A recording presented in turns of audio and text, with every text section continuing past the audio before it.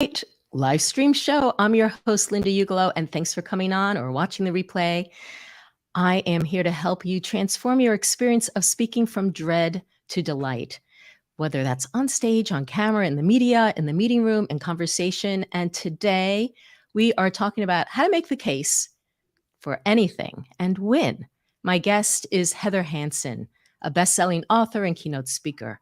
She combines her experience as a trial attorney with her psychology degree, her mediation training, and her time as a TV anchor to help her clients advocate for their ideas, their products, and their services. She's been an anchor at the Law and Crime Network and has appeared on The Today Show, CNN, Fox News Channel, MSNBC, and CBS. Oh my gosh. Her book, The Elegant Warrior, How to Win Life's Trials Without Losing Yourself, was an Amazon bestseller. Welcome, Heather. Linda, it is so much fun to spend time with you and now with the people that are being served by your podcast and your streaming. So thank you for having me. You're welcome. I'm so excited that you're here because I loved both of your books, The Elegant Warrior, as I mentioned, and also Advocate to Win. I think they're both super. Gave me, I feel, I'm not sure because it was a while ago when I read them, if I couldn't pick out, oh, it was this, but I remember afterwards feeling bolstered in myself in a new and tangible way. And that's what I'm hoping for people here. Oh my gosh, that's the biggest compliment you could give me. If I can help people build belief in themselves, it makes it easier for them to go out and advocate for themselves. So if I'm bolstering that, that's a phenomenal thing. Yes. So let's start with what do you mean by advocating? Yeah, it's a great question because people I gave a keynote yesterday and they were talking about advocacy as going into Congress and trying to lobby Congress for some changes that they want to make. And sure, that's a form of advocating. But I always give the example, I love the TV show Ted Lasso. I'm obsessed with it.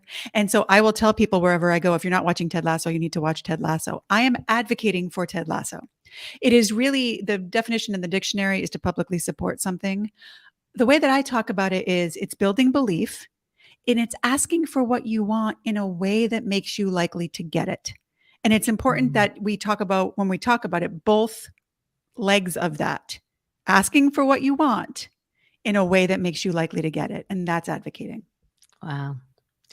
I like your definition. And it makes me want to unpack both sides of that. Because I think sometimes the problem for me in asking for what I want is that I don't know what it is. It's such a good point. So this is what I find, Linda. I usually find there's two groups of people. There's either people who don't ask for what they want, or they ask and they're like, I ask all the time. I'm very aggressive, and they don't get it. The people who don't ask for what they want, and it sounds like you fall in that. Sometimes it's they don't know what they want, and we can address that. Sometimes it's they know what they want, but they're afraid to ask for it, or they don't ask for it for a bunch of reasons.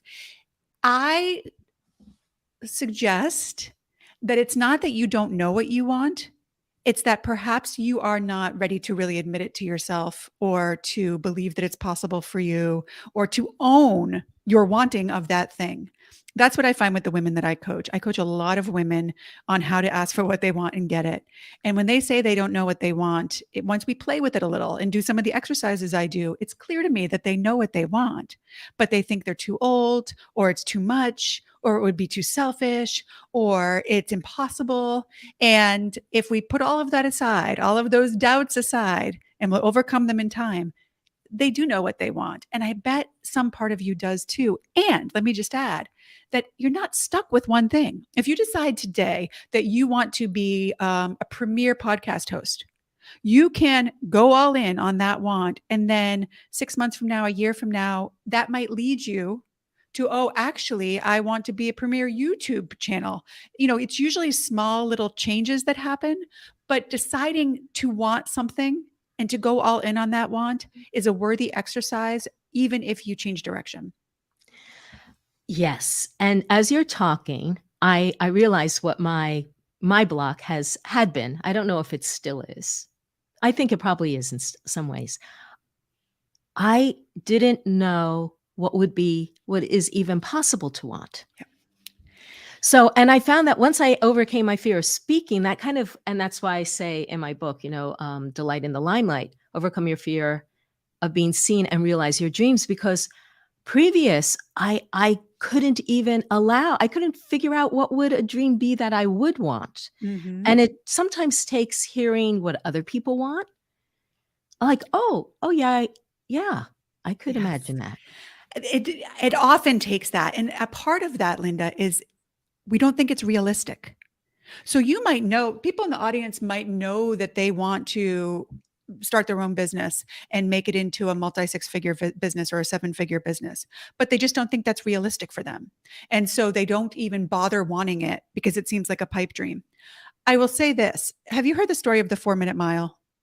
So the first person who ran a 4-minute mile, his name is Roger something. Before he ran the 4-minute mile, no one had ever done it. And they thought it was impossible. And so people just said it's impossible. A human being can't go that fast. Once he ran the 4-minute mile, within the year, many other people had done it because all of a sudden it wasn't unrealistic. It was something they could work towards. It was something they could train towards. It was something that they actually could do. And so when you say, I just didn't know what was possible, part of it is seeing other people doing the things. And that's why it's so important that women like you and I show other women what is possible so that it becomes not only possible, but realistic for the women watching and listening to do it as well. Yeah. Yeah. So important. And that's why it's like we do lift one another up. I know that's what I'm here for. It's like, I figured something out. I want to help other people. You figured something out. You want to help other people. That's absolutely right. And if I can do the thing, then it means that you can do it as well. We're not unicorns. Yeah. So let's move on to how we advocate. Like, how do you talk about building belief? I know you also talk about the 3 C's of an advocate. How do you want to unpack that? So let's start with where we left off with the idea of knowing what you want, be willing to ask for it, and then asking effectively. A lot of the first part, knowing what you want and being willing to advocate for it, ask for it, that is what I call an inner jury problem. So we all have our juries in the outer world, which we'll get to. Your jury might be your clients, your customers, your friends, your family. If you're a teacher, they're your students. If you're a doctor, they're your patients, the people you want to influence and persuade and change their beliefs. That's your jury. But every one of us has an inner jury that's listening to all of the voices in our head, and we all have them. If you read Ethan Kross's book, Chatter, it will be a deep dive into we're not schizophrenic if we have a lot of voices in our heads, and deciding what to believe. We are constantly doing that. We are constantly choosing what to believe. To get back to your example, there's an inner voice that says that's not realistic, that's not possible, you can't do that. And ideally, there's another voice saying maybe you could, maybe that is possible. And so the first thing that you want to do as an advocate is build your own belief first. Help your inner jury to believe in what you want to get. So let's go back to, I don't believe it's possible. If you don't believe it's possible, it's going to be very hard to help other people believe it's possible or to sell that thing. But once you have your inner jury in line, and the way that we persuade our inner jury is very similar to the way that we persuade our outer juries, but we start there. The first question I often ask people is, who is your jury? And once you know whether you're persuading yourself or someone else, then we get into the 3 C's, which I can address now, but I want to make sure that that part's clear. So who are you trying to persuade inside yourself? So is it yourself, or are you in full belief and then it's your client? So let me give you the example of myself. Yesterday, I gave a keynote. My outer jury was the Pennsylvania Osteopathic Medical Association. I wanted to persuade them to pay attention, to actually believe that they could be stronger advocates, to believe that the tools of an advocate would help them with their patients, with their administrators, and so forth. That's what I wanted them to believe. Before that, I had to believe that I was of value to them, that the things that I was going to share are going to be worth it, that I was going to serve them in a way that was going to impact their lives. I had to be in full belief of that, my inner jury. And at this point, that's easy for me. There's other beliefs that aren't, but that's easy for me. I know that these tools work because they've worked for so many thousands of people. And then I just had the job of getting in front of that outer jury of mine. So for some things, you are going to be in full belief and you can just kind of check that off your list, but others you're not. And so you need to recognize I'm not in full belief. And if I'm not in full belief, I'm never going to persuade them. So let me work on my inner jury first. Great. So when you say you have an inner jury, does that mean there are different parts to ourselves? Yes, I think that, if you read Ethan Kross's work, he's a professor of psychology at the University of Michigan, and he's done a lot of research on the chatter in our heads. And there are negative voices in our heads, and there are positive voices in our heads. Ideally, you might hear your mother's voice, you might hear your partner's voice, you might hear your children's voice. And so it is, to me, the inner jury, and this is important for people listening, listen to this part very clearly. Your inner jury is not judging you. A jury's job is not to judge. A jury's job is to listen and to choose. So your inner jury is, to me, it's your higher self. It's your spirit. It's your, it's that part of you that knows what you want really deeply and wants you to have it and believes it's possible for you. But you've got to give her the opportunity to choose the things that are going to work for you. The inner jury is not there to judge. So important to remember, because that just in itself is such a impactful mindset shift. Well, and that's the thing. When I first started talking about the inner jury, most of my clients thought that was the judgmental part of them. That isn't. It's the nasty attorney who's arguing for your limitations. It's, in my world as a trial attorney, 95% of trial attorneys are men. So I picture that negative voice as the nasty male attorney. I can see him, right? I've seen them, not all of them, of course, if any of my friends are listening, but there are some that I can actually picture. That nasty attorney saying, you're too old, you're past your time, you're never going to do it. It's never going to be enough. This is silly. Who do you think you are? That is that negative, nasty attorney in my head. Sometimes there isn't even a positive attorney countering that case. There isn't even a positive attorney in my head making the case for something better. And sometimes that's my job. And then once I decide what I want to believe, let's give an example.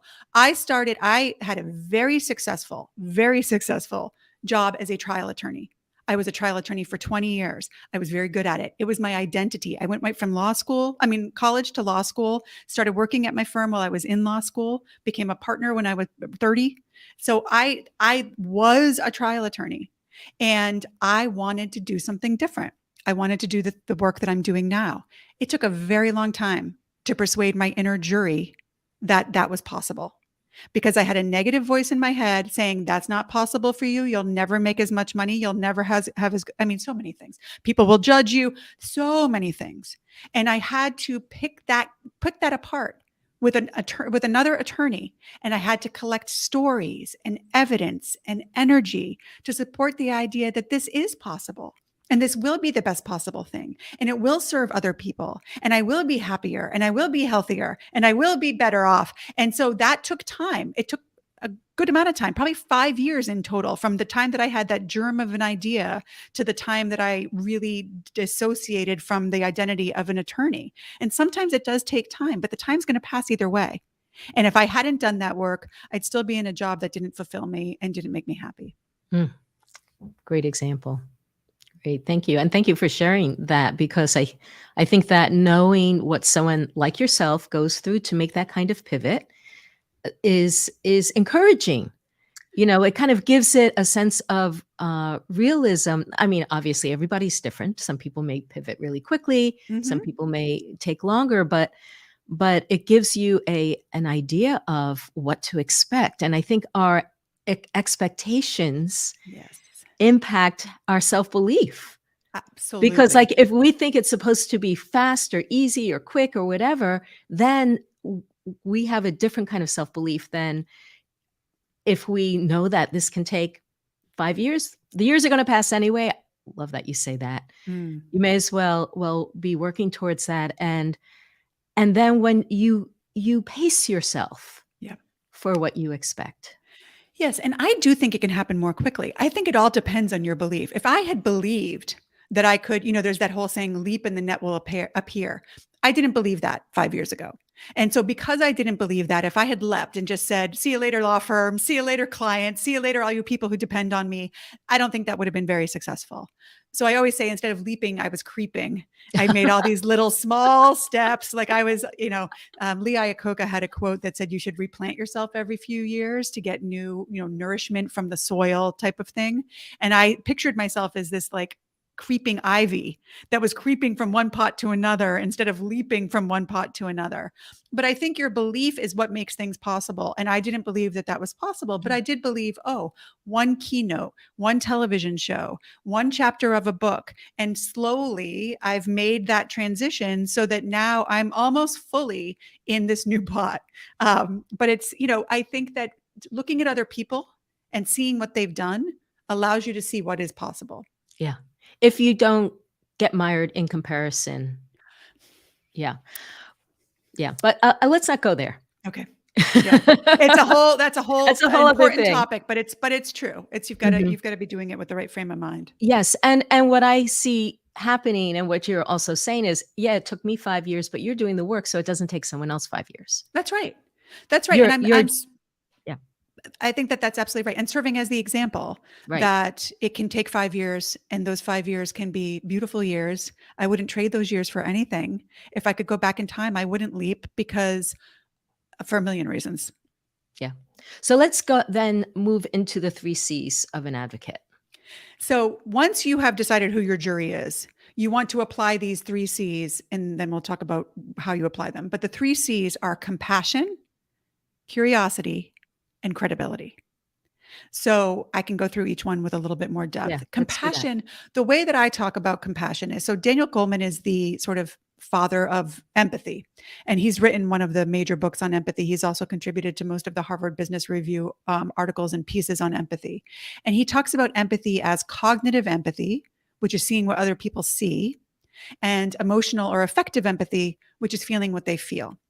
For an advocate, all that matters, and sometimes it's far more important, to see what other people see. If you feel what they feel when you're advocating, it's not effective. If they're feeling anxiety, stress, frustration, fear, disbelief, you don't want to feel what they feel, because it will take you out of your belief. But if you see what they see, oh, this may be giving them some doubt. Oh, this may be making them wonder whether I'm telling the truth. Oh, this is not speaking to them in the way that I want to. So you see their perspective, and then you put it into action. You do something to serve that perspective. That's my definition of compassion. So the best example that I give, and I just want to make sure we're saying this part, you want to apply this to your inner jury as well. So decide, what perspective are you seeing the world from? And is there a different perspective that might be more compassionate for you? That's the inner jury application.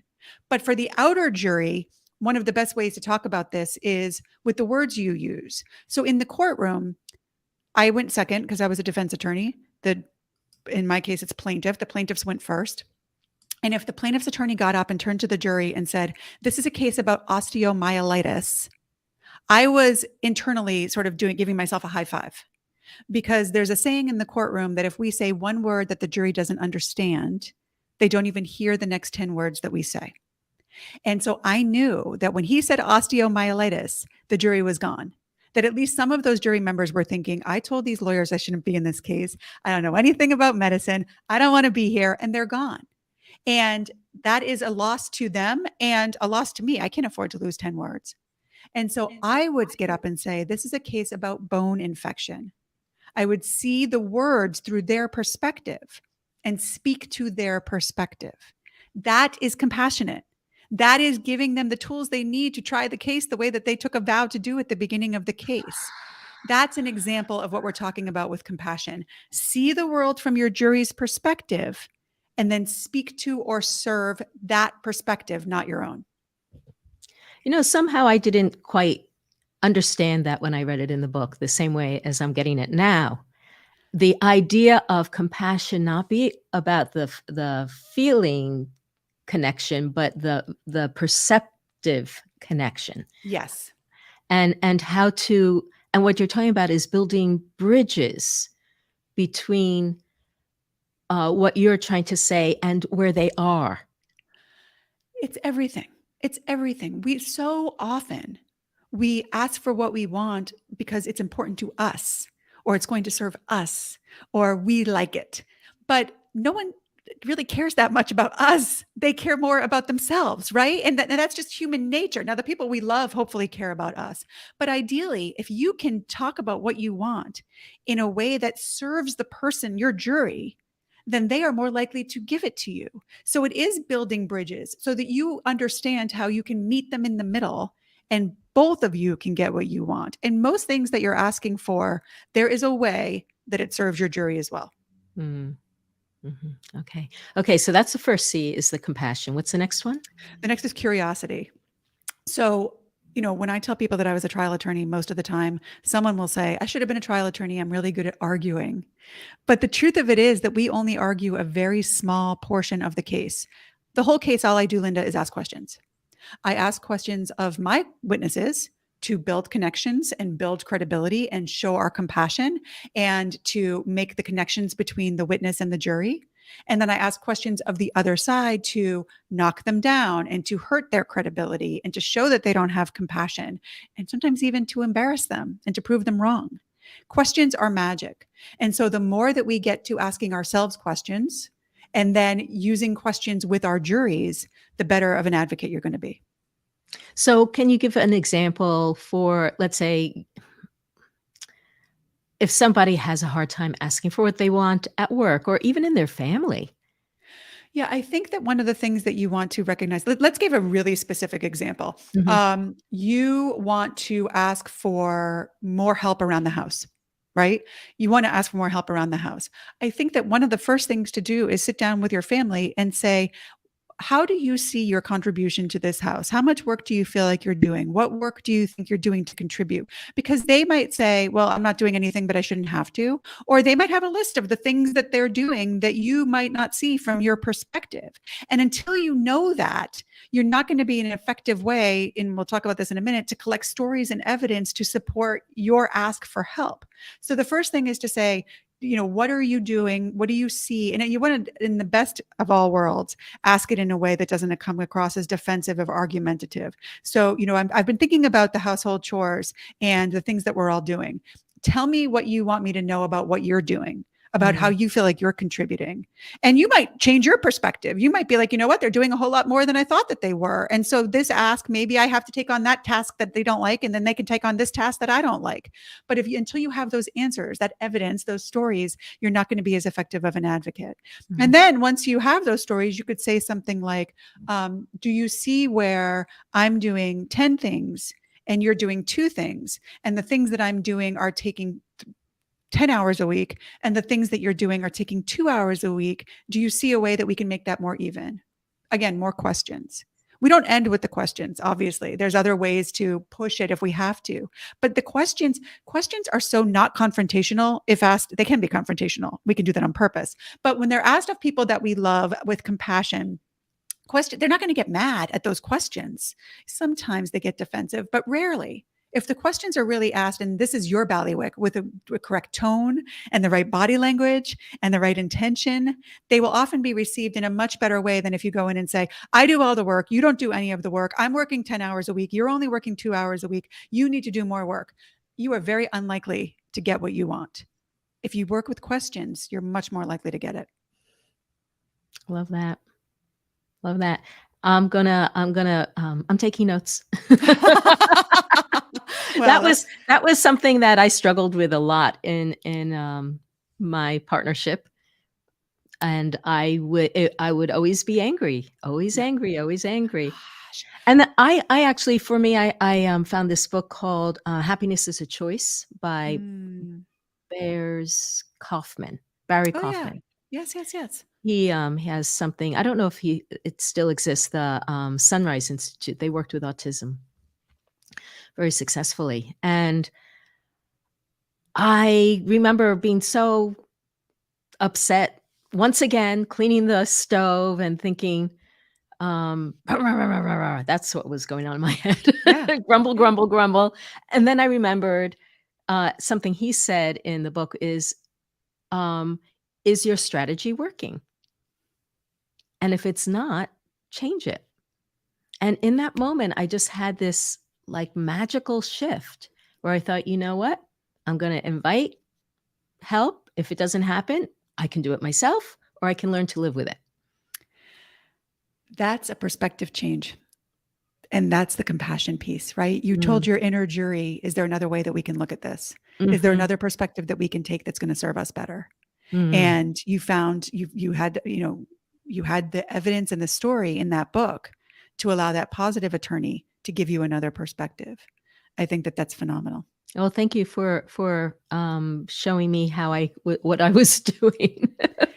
It's phenomenal when you can do that. Yeah. It's so nice to be able to change your thoughts without having to change other people to make that happen. It was huge. It was huge. And it served me very well. And just to give you a little update, things have totally changed. Yeah. Totally changed. Yeah. This guy is cleaner than I am. And I say, just tell me if you want me to clean that corner out. I'll do it.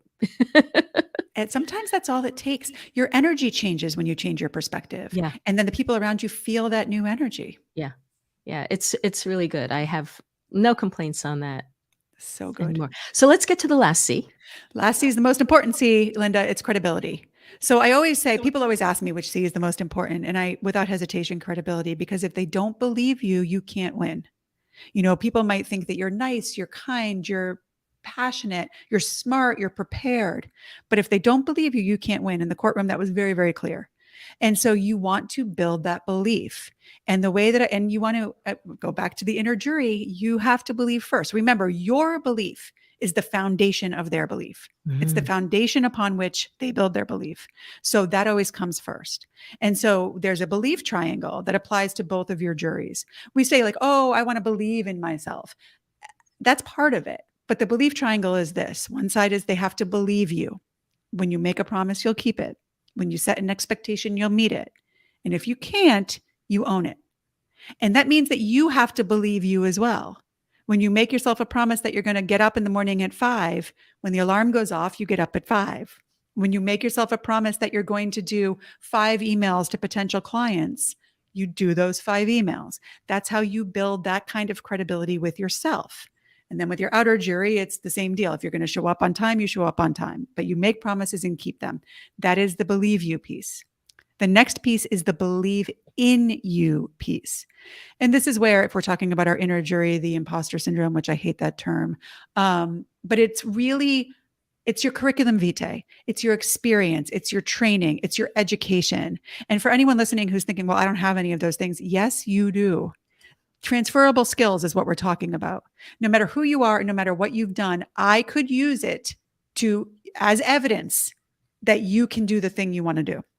It's just playing with the evidence. So let me give you an example. If I figured out how to do this StreamYard, which is the software that we're using for this call, and I'd never used it before, that I would write down in my evidence journal, which is at the end of the night, I write down 3 pieces of evidence that I want to look back on to support myself when my belief falters. And one of them might be figured out how to use StreamYard. And that is evidence of my ability to figure out technology, my ability to be patient when I don't understand things, my ability to figure things out in general. So take the things that you do and just say, what is this evidence of? And we could play with that all day. But that's the believe in you piece. And then again, with people outside of you, it's looking at your experience, looking at your training, and showing them how it applies to what they want. And then the most important part of the belief triangle, and the part we don't talk about enough, is believe that you can help them. So when it comes to your inner jury, that's believing that you have your own back, that you have the authority in your life, that you know what's right for you and you're going to do what's right for you. And when it comes to your outer jury, it goes back to those 10 words that we talked about. It's that I know how to serve you.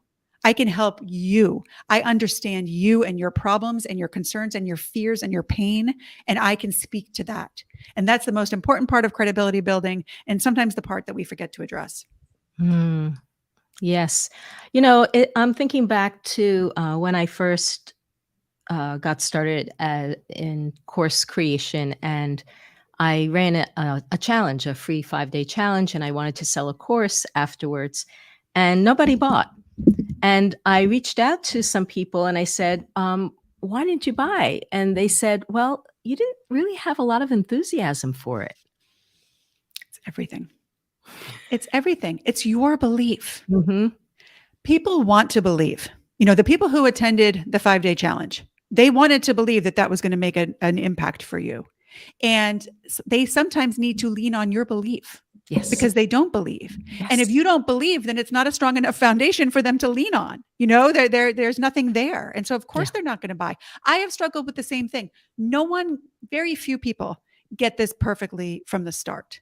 Very few people. And if you get it perfectly from the start in business, you probably don't get it perfectly from the start in relationships or in your health. You know, everybody has an area where this falters, but your work is to build your own belief. And that's completely possible. It's completely within your skill set when you apply these tools. Yes. But that's a perfect example, Linda. Yes. And of course, over the years, as you get more evidence of your efficacy, then you have more self-belief. That's right. And it builds, because now when people come and they say, oh my God, I'm so afraid of speaking, my heart races, my mouth goes dry, I'm in a panic. Can you really help me? And I say, yes, I can. Yep. Because I know I can. I have the evidence that That's exactly right. And as you collect more evidence, one of the things when I'm talking about the believe in you piece, I have a credibility formula that is C equals E squared. It's evidence times energy. As you collect more evidence, you gain more energy of belief, and that energy of belief makes more people buy in this case. And so then you collect more evidence, and then you get more energy of belief, and then more people buy, and it's this beautiful cycle. But when you don't have either one of those things, you've got to really play with the evidence. So the first person who said, can you really help me? And you faltered, it's really doing the work of saying, well, I really helped myself. And I know that these tools work because I've seen them work, and I learned them from this person and they made them work. You've got to play with the evidence to find something to believe before you get into that cycle where it's just like momentum has come. Yes. Yes, that's right. That's right. So, are we missing anything with the 3 C's that you want to add? No. Those are the 3 C's. Great. Compassion, curiosity, and credibility. Great. And the credibility having 3 parts. Right. The belief triangle. Believe you, believe in you, and believe that you can help them. Yeah. Yeah. It's so nice. So when you're asking, how does this belief triangle or credibility triangle work? So when you have to make sure when you're asking for something that you want, and again, to give specific examples always makes it easier. So let's imagine that this time you're asking for a raise, right? And you want the person who you're asking for a raise to believe you that you're going to be the value that you want in the raise, or that you have been the value that you want in a raise. And so ideally, you've built that up in your relationship. You've made promises and kept them, set expectations and met them. And so you can look to that as evidence that they can believe you. If you go into them and say, well, listen, I have worked X number of hours and brought in X number of clients, and they can believe you because what you're saying is true. Or I will bring in X number of clients, and they can believe you because you've built that belief in the past. So that's the believe you piece. Believe in you piece is to say, I have the capability to bring in new clients because I've met these people who are on my network, who are eager to buy this type of thing. And I know that I can convert some of them over to at least come and meet with us and to meet with you guys, right? So you're building the believe in you piece. That's the evidence and the stories that support that. And then believe that you can help them is both of those things. We're talking about what's important to them, the ROI to them. It's not, I used to be a managing partner at my law firm. And when people will come in for raises and say, well, I really need the money to pay my bills, I just bought a new house. I'm sorry, or that's good for you or whatever, but that doesn't serve the firm, right? And the partners and the people that I have to answer to as far as why would we give this person a raise, especially if this other person has brought in so many clients and is working so many hours. If instead that person had come to me and said, I know I can bring in more clients. I know that I can work more hours. I know that I can try more cases. That is of value to the firm. That can help me. And so I'm more likely to give it to them. Yes. Yes. That's great. Okay. Well, I feel like we've covered a lot, but I can't help but wanting to ask you some, I don't know, some people call it lightning questions. I know they're big topics, but I'm just curious what you would say, because I think that people are going to wonder about some of these things. One is, how do you embrace rejection? I don't. I definitely don't embrace it. I reframe it. Mm. So again, it's that compassion piece, and it's seeing things from a different perspective. I actually was asked a similar question at the keynote I gave yesterday. And an example I gave is one of the first cases I lost. It wasn't the first case I lost. But when you lose a case, it's rejection. They have rejected your story, your evidence, your clients, your credibility, and it hurts. I cry every time I lose. I cry, not in the courtroom anymore, on my way home as I drag my trial bag home. But what I have to do, and this takes time and it takes work on the inner jury, I have to see the loss from a different perspective. Sometimes this is a little bit harder in trial law because every jury is different. And like drastically different. So it's not as though you could say, well, I did this and next time I would do this, because with a different jury, it might work totally differently. But to sometimes say, you know what, that cross-examination, I shouldn't have asked as many questions, or I shouldn't ask any questions of a person who's that badly injured, or, you sort of learn from each loss. So that might be my reframe. That might be my new perspective, that this was a case where I learned more than I've ever learned.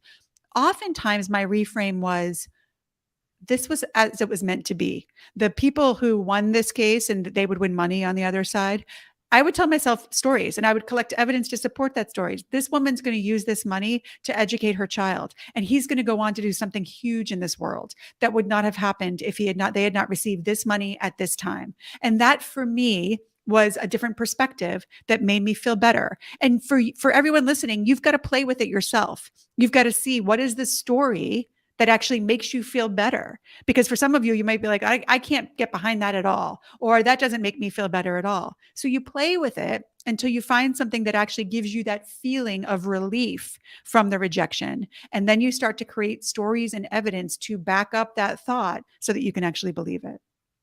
Yeah. That wasn't a lightning answer, but no, it wasn't, but it was a good one. It was a good one. And I totally agree about, I do that all the time. Reframing.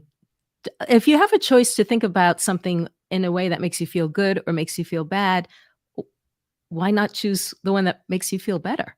So I think that's right. But I think that sometimes people think they don't have that choice. Yes. And we always do. Yeah. As hard as that is to accept sometimes. Yeah. One thing that you said in one of the books, I can't remember which one, just because your voice is soft or shaky doesn't mean that your message isn't loud and clear. Can you just expand a bit on that? Yeah, it's so important. And this is your work, right? Like the other episodes of the podcast, they're so wonderful on this point and so many other points that are important when you're advocating for yourself.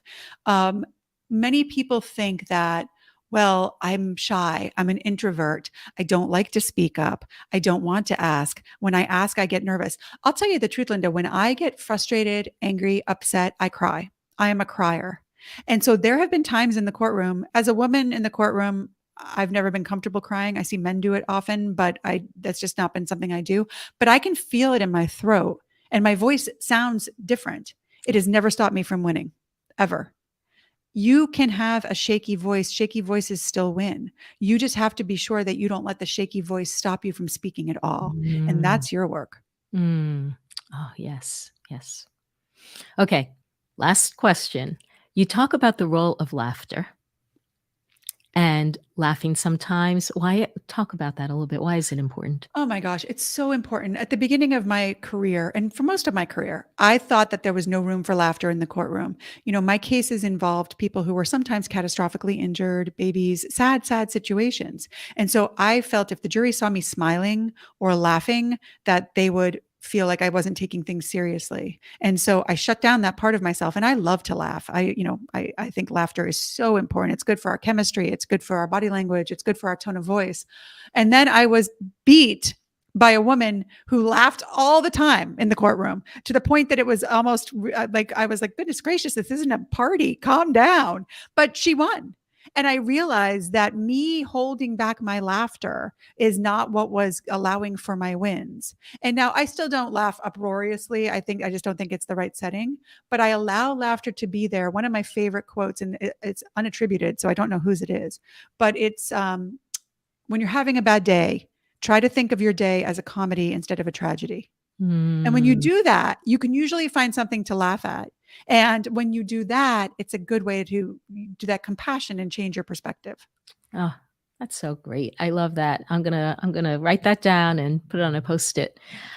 I am wondering, is there anything that we haven't covered that you wanna leave the audience with today?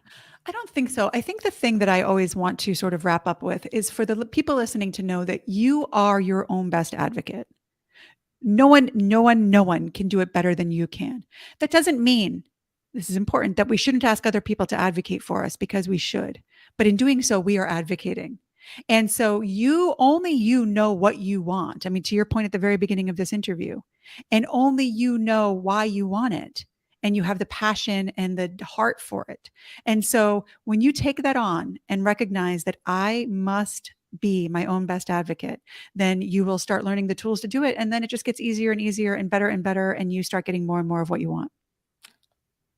And then we feel like we're growing and we're getting older and wiser and all that good stuff. Absolutely. Because I think that ultimately is what brings us a lot of satisfaction, is the feeling that we are growing.